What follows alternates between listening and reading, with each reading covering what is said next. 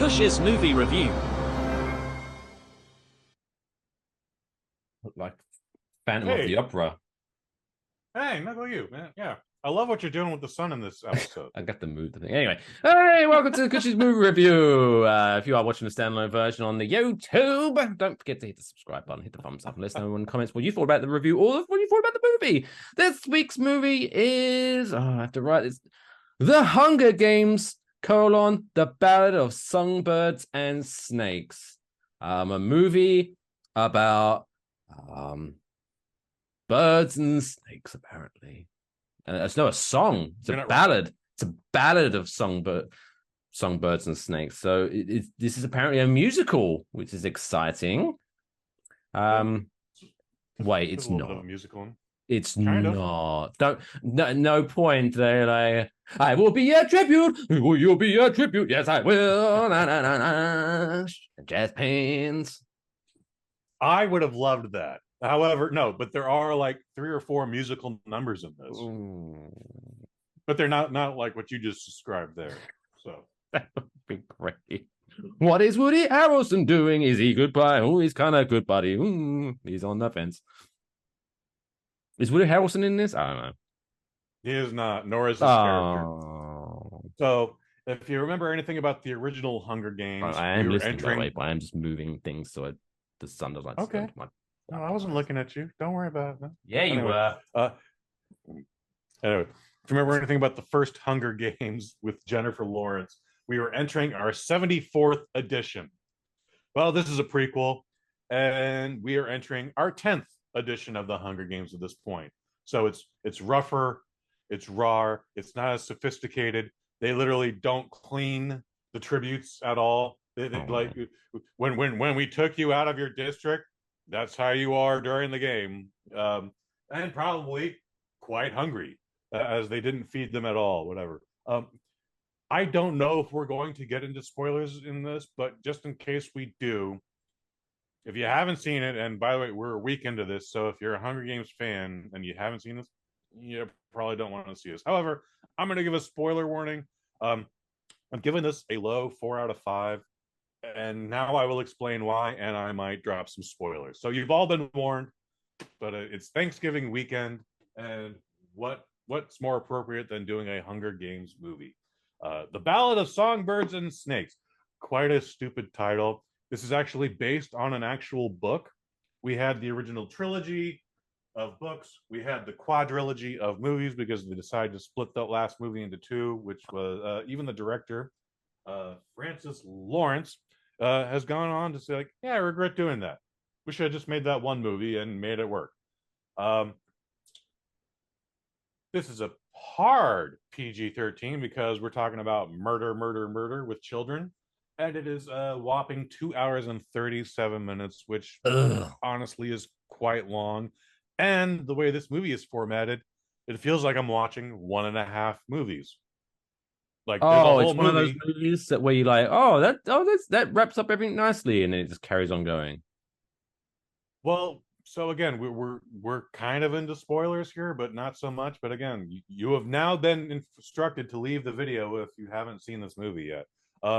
The Hunger Games happens, and then the movie goes on for another 40 minutes. So this is the movie about the man who will become President Snow. He will be played by Donald Sutherland. In this one, he is played by a man named Tom Blythe.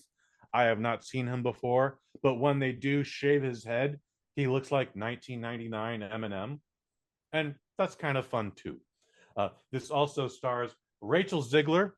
You know her from West Side Story with Steven Spielberg's West Side Story, to be more specific. Dolph Ziegler's sister? She was in the most recent Shazam film that we have reviewed here, and then she's going to be in the upcoming Disney remake of Snow White. That will be a whole thing. Viola Davis, who I think is given the best goddamn performance of the year. She's not going to get nominated for an Oscar, unfortunately, but she is chewing up all the scenery. And if there's anyone more excited to murder children, it is her. And I'm like, she is the villain you love to hate. And she is just having the best time up there. And I do love Viola Davis, so we'll say that. You know, man, if there's a reason to watch this movie, it's her. She's again 2 hours and 37 minutes. She ain't in a lot of it, but when she's there, you're like, yes, thank God, this bitch is so evil. I love it.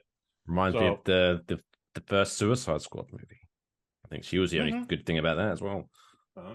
I have still not seen the original Suicide Squad. I have Oh, seen don't bother. James Gunn's Suicide Squad, James Gunn's and version is way better.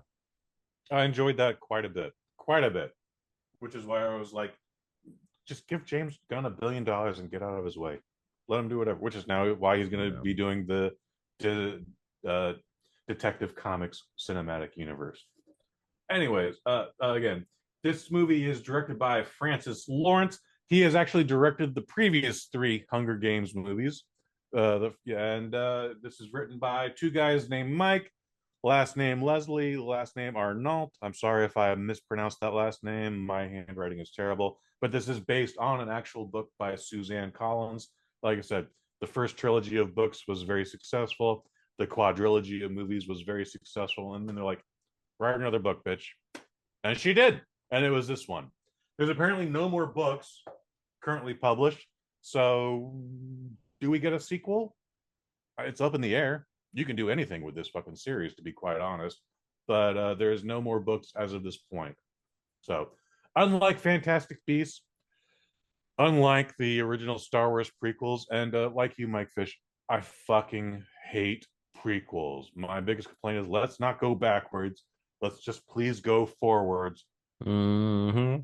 However, this story goes back far enough where you're like, I'm very interested in what's happening here. Again, it's raw, it's gritty. Uh, the guy who will be President Snow later in life, he is very much on that fake it or make it lifestyle where he's getting ready for his big day at school, where he's supposed to be the top graduate, and then the capital just keeps changing their minds.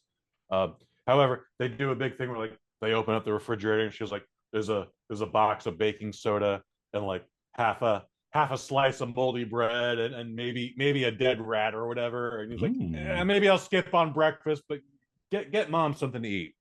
And when he finally is at school, like, good morning, Snow.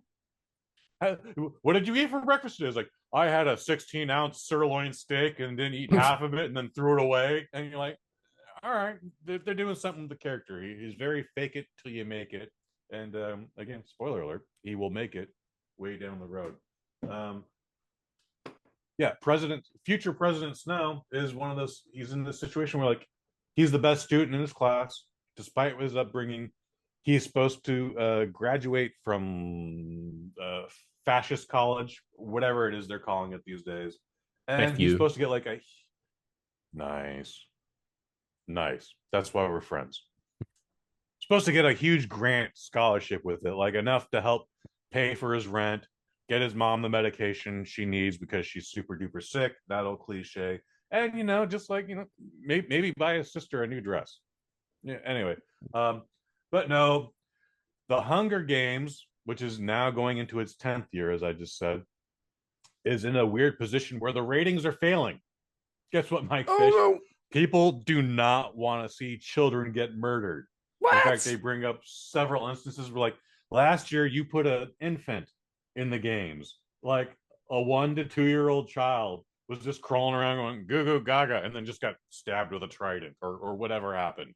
They don't show up. You're like, wow, you really put like a 2 year old in there. Okay. Um, Two contestants that stand out wildly is one chick who's I think like 8 years old. It has been I've heard other people review this and allude that like she's got Down syndrome.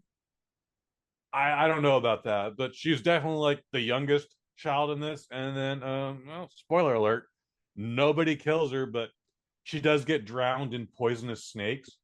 Maybe those snakes bite her. I don't know, but like a wave of snakes, dude. Just like imagine this entire screen by Fish of just snakes filling up, and you're like, oh no, well, Kush is in there somewhere. He clearly can't breathe, but he's dead. Sorry, Ooh. pal, you're dead. Uh, Ooh. and then a woman who she's definitely sick with something. One of the correspondents jokes that she's got tuberculosis. Oh. Doesn't matter. Like this bitch is literally just on the ground the entire time, just coughing and spitting and like going, "Ah, I've been better." Sounds like she needs more cowbell. She could use a lot more cowbell for sure. So we're dealing with stuff like that. Again, it's the past of the past. So it's nothing sophisticated. That first Hunger Games, like virtual hologram dogs, like again, the holodeck of the Starship Enterprise from Star Trek The Next Generation is that entire field there. Like, oh, these kids are being slow. This one bitch is hiding. Let's just send fireballs after her. She's winning. Let's send a pack of angry dogs that don't exist after her, but that will absolutely maul her. None of that exists here.